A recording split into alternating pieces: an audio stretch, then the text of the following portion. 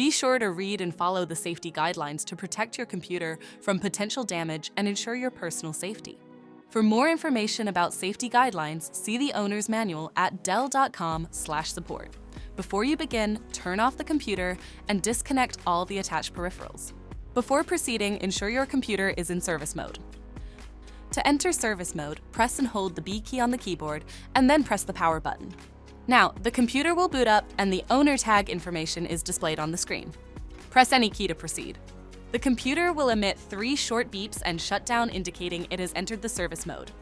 Loosen the captive screws holding the base cover in place.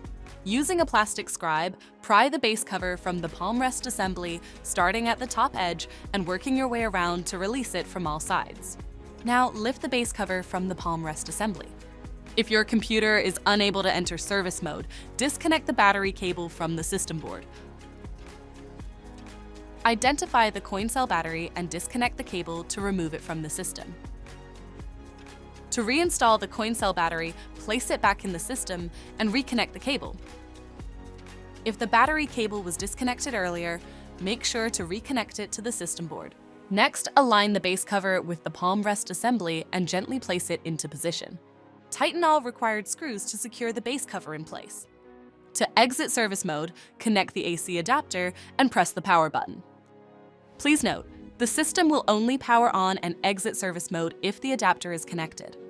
For more information about your Dell system, visit dell.com/support.